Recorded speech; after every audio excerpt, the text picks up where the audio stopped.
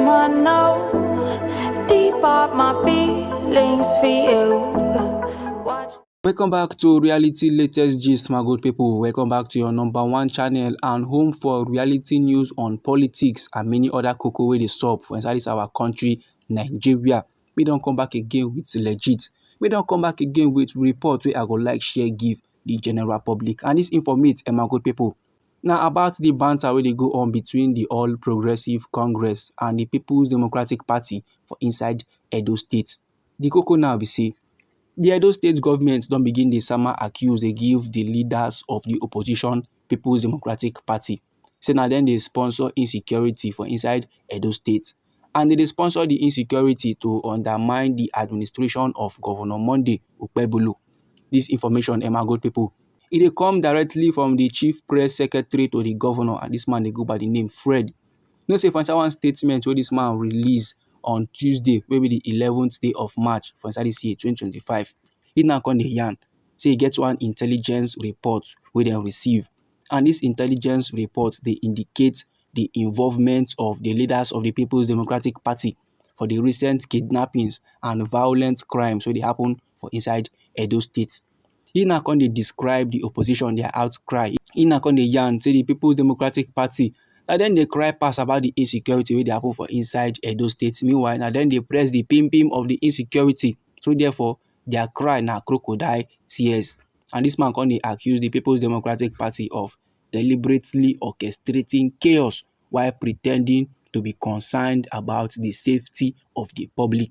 So he now dey yarn say the People's Democratic Party dey no follow at all. They go dey follow the country people dey cry say, oh, security, this one, that one, kidnapping, chaos, e too much, e no good. Meanwhile, na dem dey plan am, na dem dey arrange am, na dem dey sponsor am, and normally those kind levels, e no make sense.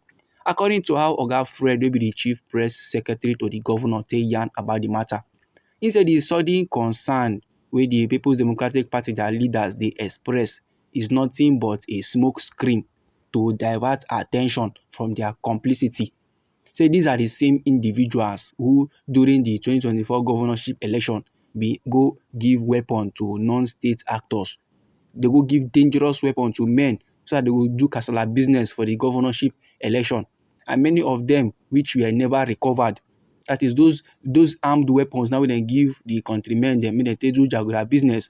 The men are not going to return them back to the men we give them. And today now, those weapons, now those jaguar men, they do jaguar business for inside Edo State. No be small matter like this, so my good people. Oga Fred constantly proceed further the yarn.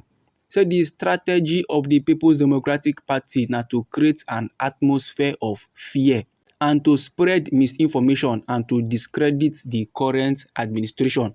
Their goal is very much clear: destabilize Edo State, create weakness, cause panic, weaken public confidence in the leadership of Governor Monday Okpebholo, make things begin to go wrong, make people begin the reason say Monday Okpebholo need to try. This na their goal, this na their objective. But last, the Edo people can see through these antics them. Edo people know very well say na the People's Democratic Party now they orchestrate every level. This my good people now how Oga Fred, will be the chief press secretary to the governor, take yarn for inside the statement wey he released on Tuesday, will be the 11th day of March for inside this year 2025. But no matter the matter, my good people, concerning the insecurity wey dey sup for inside Edo State, sake of the chaos and every level as no make sense reach, the Edo State government don call on security agencies, and this they include the Nigerian police force. So we then launch a thorough investigation onto the alleged involvement of the leaders of the People's Democratic Party in the rising wave of kidnappings and armed violence. That is, make police now and other security agencies then do torchlighting, make them true find out whether the People's Democratic Party get a hand in the insecurity challenges wey they face currently for inside Edo State, been at which level. The Edo State government now they yarn say normally no individual or political group gets the right or is permitted to hold Edo State hostage for political gain. So anybody wey dem find culpable, anybody wey dem find out say na im dey cause the katakata, that person must face the full wrath of the law. And this information now still for inside the statement where Oga Fred deliver. And no end there. Oga Fred still dey let the general public they know say the administration of Governor Monday Okpebholo, they reaffirm their commitment.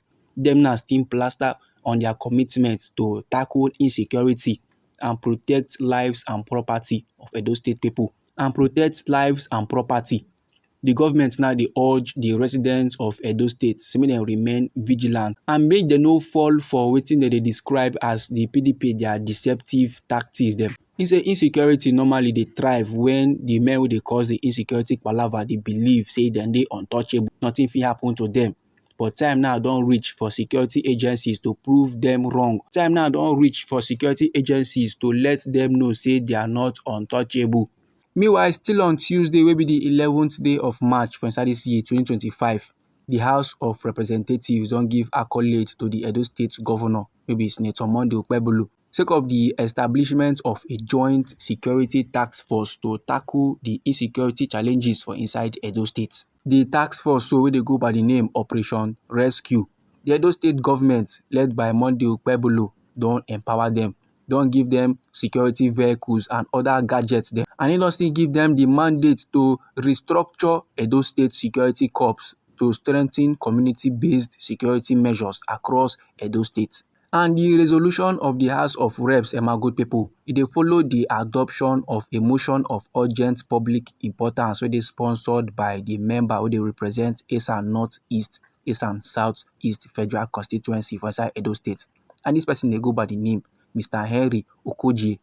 So as he now dey rally support for the motion, Oga Okogie, wey be member of the ruling All Progressive Congress, come dey yarn. He na come dey complain about the insecurity challenges wey dey happen for his own constituency. He na come dey yarn say the establishment of a military base go help address the challenge for the benefit of the people. Oga Henry now come dey yarn about section 14(2)(b) of the 1999 Constitution. And this book of the Constitution now dey yarn about the primary purpose of government. So Oga Henry now come dey yarn say the crimes such as kidnapping, armed robbery, murder, rape, court-related RIPs dem now have been reported almost on a daily basis for inside Edo State. So the thing now don turn serious matter, and serious matter dey need serious and tactical operation to calm down the situation. So after every, the House can call on the federal government through the defense headquarters to establish a military base for inside Uromi, East and North East local government area to enhance security presence and response capabilities them for the region.